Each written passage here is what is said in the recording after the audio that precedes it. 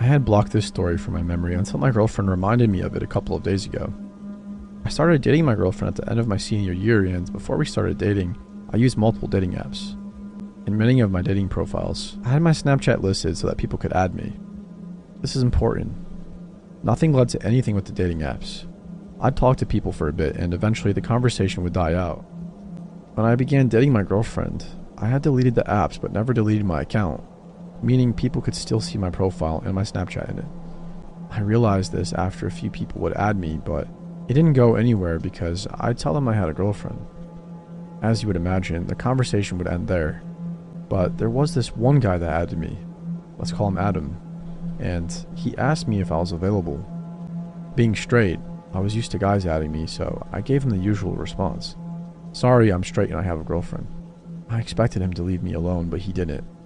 At first, the messages were normal. How was your day? And what did you do today? Simple stuff like that. Being the nice guy I am, I responded because I thought this guy just wanted to be friends, and having a gay friend is okay with me. Then the message progressively got more creepy. He started asking questions about my girlfriend, and not the basic questions. Questions like, do you guys have sex a lot? Or just other really personal questions. I simply responded with, those are kind of personal questions, and I don't feel like it's right for me to share my dating business. Adam would always apologize and not talk to me for a few days. Then he would hit me up again and ask creepy questions again. I eventually told my girlfriend about the situation, and for those who don't know, my girlfriend is super sweet, but she is also very aggressively protective over me. So she adds this guy and basically tells him that he needs to leave me alone. Unfortunately, this enraged Adam, who responded with saying that I need to dump this bitch now because she's a cunt. Naturally, I defended my girlfriend and blocked Adam. Everything was cool for a week until another account added me. The guy's name was Tyler, and he was super chill. He was super nice to me and respected my relationship with my girlfriend. As the days go by, I start to notice that Tyler's vocabulary was very similar to Adam's.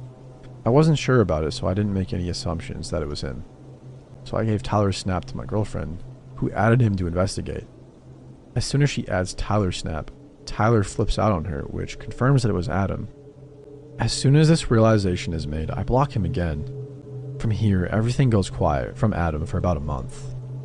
So I live in the suburbs of Chicago, and both my girlfriend and I live down the street from each other, so naturally we do see each other a lot, and both our families are really good friends. On top of that, our families would also house sit or pet sit for each other. Anyway, a month goes by until I get a letter with no address or name on it. Just my name on the front. I open it, and to my shock and horror, it is basically a love letter from Adam. The premise of the letter was basically him saying that he loves me and wants me to run off with him. The letter also takes a very sexual turn halfway through, with him describing what he wants me to do to him and him to do to me. At this moment, two horrifying realizations hit me. One is that he knows my address, and two, he dropped that letter off himself, meaning that he is in my town. I immediately call my girlfriend, who is equally as shocked as I am, and after consulting with my parents, we called the cops. Unfortunately, since I had blocked as well, removed Adam's social media information, and the letter had no return address, there was nothing we could do about it. Day after day, letters would keep appearing in my mailbox until they also started appearing in my girlfriend's mailbox as well. Her letters were far worse than mine. Adam wrote of how much he hated her and how much he wanted to hurt her. He also stated many times the ways he would inflict pain on her until she broke up with me. Like me, she took this to the cops, and again, they could do nothing about it. My girlfriend's family had plans to go to Hawaii for a vacation, and I was to house sit for them. The first couple of days went fine until one of the last nights of the week. As per usual, I was over at their house watching TV on the couch when the power went out. Mind you, it was around 1 a.m. and it was pitch black when those lights went out. The next few seconds were silent when I heard a window smash from the office. To understand this more, let me give you the layout of the house. When you enter the front door, to your left was the living room. Straight ahead were both the kitchen and stairs, and to the right were the office and dining room. On the upstairs level, as soon as you reached the top of the stairs, a bathroom was straight ahead. My girlfriend's room was on the right, and the other bedrooms were on the left. Immediately, I shot up, grabbed the kitchen knife, and ran upstairs to hide while I called the cops. I quickly got into my girlfriend's room and slipped into the closet. As soon as I was able to contact the operator, I heard the pounding of the intruder running up the steps. Thankfully, I had relayed all the information to the operator in time, who then stayed on the phone as we both remained quiet. The intruder took a left when he reached the top of the stairs, which gave more time for the cops to arrive and for me to get ready just in case I needed to defend myself. A few minutes go by until I hear the intruder start walking toward my girlfriend's room. In the only few precious seconds I had, I slipped out of the closet and positioned myself next to the door. As soon as he opened the door and started to enter the room, I took the knife and drove it into his shoulder. A young man screamed in pain as I heard a heavy metallic object make a large thud as it hit the ground. From there, I bolted out of the house, where I was met by 4 squad cars and cops with their guns raised. I threw my hands up, shouting that he was upstairs in the right room. A few minutes go by and the intruder was dragged out, still screaming in pain. With the siren lights flooding in the street, I got a glimpse of his face. It was Adam, and I was informed later by an officer that the metallic thud was made by him dropping his handgun. Adam was from Texas and had traveled up to my state to be with me. He had rented a room at a local motel and would put letters in both my girlfriend's and my mailbox daily. He would do this in the early hours of the morning, which was confirmed by the security footage of the motel he was staying at. That night, Adam had plans to kill my girlfriend and her family, so I would choose to be with him. He managed to pry open the power box and switch off the power to her house, along with neighboring houses, and broke in with the intent of her being there. Well, unfortunately for him, she was enjoying a tropical vacation. To be honest, I have no idea how this outcome would be different if they did not go on vacation, and I am grateful that I still have my girlfriend as well as her family alive. So Adam, please stay the heck away from my girlfriend and me. Before anyone asks why I have a stranger on my Snapchat in the first place, I'm going to clarify that whenever people add me, whether it's from my Instagram or just quick add, I always add them back. However, I don't remember adding this guy back. So basically, this started yesterday when I and my cousin got home from a party around 10 p.m. We were sitting in my living room for a while just watching Netflix, and nothing seemed weird during that time. At one point, I jokingly said to my cousin, "Look behind you," because we always mess with each other like that, except she was pretty sure that she saw something move in the window behind her. Not thinking anything of it, I just figured she was trying to scare me back and pretty much forgot about it. That was until, out of nowhere, my dog jumped up, ran to the front door, and started barking really aggressively. We kept yelling at her to stop, but she didn't leave it alone for at least another 3 minutes. I thought maybe she could have heard a noise from the TV or something that scared her, but the movie we were watching had ended like 30 minutes ago, and we were both just sitting in the silence on our phones. Keep in mind, this happened around 12 a.m. After this happened, I was kind of nervous and pretty confused, but my dog had done this a few times before. So once again, I tried to ignore it and not really think too much about it. It was around 1 a.m. when I and my cousin decided to go upstairs and start getting ready to go to sleep. I was lying down on my phone checking Snapchat when I decided to open Snap Maps. Then I saw it. Somebody was at my house with me. I started thinking of all the possibilities of who would be that close to me. The guy's name was Sebastian. At this point, I was really confused and started to get worried because I don't even know a Sebastian. And like I stated in the very beginning, I don't ever remember adding back a Sebastian. I went back downstairs to check and make sure all of the doors were locked. In my house, we have an alarm system where every time you open a door, it will chime to let you know. For some reason, it was unplugged, meaning if any doors were being opened, whether it be the shed door, backyard gate, or just any door leading to my house, no one in our house would be notified. I asked my cousin if she unplugged it, and she said she didn't even know we had it. I was genuinely worried now because when I checked the Snap Map, it said he was last seen an hour ago. And an hour ago was when my dog started viciously barking at the front door for no reason. The more I thought about everything, the more it seemed connected. But there was really nothing I could do, as I had already checked downstairs and locked all of the doors. I actually do have multiple cameras around my house, and I decided I would just check them in the morning because I needed to get the password for my mother anyway. It's currently the afternoon now, and I'm still waiting to check the cameras, but nothing weird has happened since last night. Although, when I last checked Snap Maps, it said he was seen 11 minutes ago and still at my house. I did send him a chat that said, "Who are you?" And he just replied back with, "Who are you?" So I didn't answer. His Snapchat score is 28,000, so it isn't likely this is a fake account. I won't know anything else until I check the cameras, but if I do find anything, I'll insert pictures and screenshots of the chat and snap map if necessary. I'm not really sure what to do because I don't have proof of anything yet that I could bring to the cops. It just seems like everything is weirdly coincidental and is making me a bit perturbed while being at my house now. Okay, so today has literally been crazy. I and my cousin have both been pretty freaked out. I'll start with last night.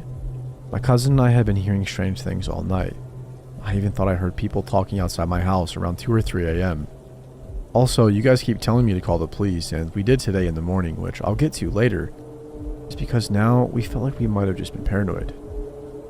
Sebastian wasn't on the snap map at all last night, so we both figured he wouldn't be anywhere near us, and like I said, we were just getting paranoid now. However, we were wrong. We finally got the password to check the cameras, and fortunately, we found nothing from the night before. Then we checked the footage this morning from last night around 2 a.m. The camera picked up a figure, and I have multiple pictures you guys can look at. The figure looks white, but I think it was actually all black, and the camera inverted it, but we really don't know. These photos here are screenshots of when I first noticed he was on the map at my house with me. Anyway, for those of you who kept telling us to call the police, we did. They came this morning and checked the footage. They also looked around our house just to make sure nobody was still lurking around. They said they would patrol around our neighborhood when it got dark for the next few nights too. They made a report of the man trespassing, and we gave them as much information as we could so they can hopefully find him. We both feel a little bit better, but it's really unnerving to know somebody actually was in fact lurking around our house last night. Neither of us can figure out what he was doing or trying to do. He just looked like he was walking around, but like I said, we really have no clue what he wants. This whole ordeal has been very stressful and scary for me, my cousin, and the rest of my family. I'm still very shaken up and worried that he may return with worse intentions. But through everything, I appreciate all the support, and I hope this will be the last of my updates on all this. I'm a fairly typical 20-something student, working full-time, and I supplement my income by selling my panties online. I was recruited to be a panty model for an up-and-coming site through the r/gonewild type subs here on Reddit. All to count here, by the way, so don't waste your time. None of my content includes my face, and I am always careful to follow any and all safety precautions to mainly protect my identity, even going so far as to have my social media account under a sort of pseudonym instead of my full legal name, just in case. Also important, I live with my boyfriend, Jason, and we have a non-monogamous relationship. At the time this happened, I was sleeping with a guy, Logan. This was not and is not public information, but something only a handful of people know about. Most of my concern about being exposed was around my Reddit posting. I became quite popular to the point of being very overwhelmed, so I backed off and stopped posting altogether. Things settled down after a while, and I all but forgot about my Gone Wild days. About 6 months ago, the anonymous app called Saraha came out. Ever curious, I made an account and shared the link on my Snapchat story. The app allows users to send anonymous messages to people. All you have to know is their username. Knowing a lot of my friends had received negative messages, I braced myself for what at the time seemed the worst case scenario. Haters. I was curious to see what kind of negative things people would say to me anonymously, so I was almost disappointed when the response was exclusively positive. People sent lots of jokes, inside jokes, and compliments. It was nice, but that part of me that craves adversity and antagonism was left unfulfilled. Oh well, I went to bed. But I woke up to a message. I wish he'd post on Reddit again. Okay, somebody's messing with me. A few of my friends know I posted nudes on Reddit, and one of them has decided it would be fun to screw with me. I decided to ignore the message. I love buying your panties and your notes you write me, with a heart eye emoji. By this time, I had already confronted the very few friends who privy to my Reddit postings. Nobody claimed to know anything about the Saraha messages. Even fewer people knew about the panty selling. This is when the inkling of dread began, but I pushed it out of my mind and told myself that somebody was just screwing with me. I posted a text-only snap to my story. Okay, here's the attention you want. Thank you for the attention, Alessandra. You are a goddess. Alluding to both my model, pseudonym, and my Reddit username. Even fewer people are privy to both of these aliases. My stomach sinks. Another message. Do you think your boyfriend or Logan would mind if we fucked? I feel ill. The probability that this is just one of my friends pranking me is dwindling down to 0. I take note of the people that have viewed my story and write down the names or usernames and make another post. No, but I might if you're going to be such a creep. I would never go through with it. I adore you too much. I love seeing you at work and uni. I can come over this evening to your apartment if Jason is at work. At this point, I'm left stunned. I quickly make another note of the people that had seen the previous story post, narrowing down the possible suspects. Does this person really work at the same place and go to the same school as me? Surely that narrows it down, right? They could be bullshitting though. I make another story post trying to be a hard ass and lure another response since they were coming so quickly now. Says the coward hiding behind anonymity. I will come over, just give me a time. Don't worry, I know what apartment you're in. Or we can meet at the playground that you see every morning when you leave. I'm sick to my stomach. Whoever this is isn't my friend and they know way too much about me for me to not know who they are. Story views have narrowed the possible down to 4. I post again. Can't really make plans with this kind of one-sided communication. Sorry, bud. Meet me at a Taco Bell on 8th across from McDonald's. I'll buy you lunch if dessert is on you. Got them. Somebody named Mark. I sent him a message on Snapchat. What's up? He says what's up back. Some interesting coincidences with story views and Saraha messages. I'm sorry, I'll leave you alone now.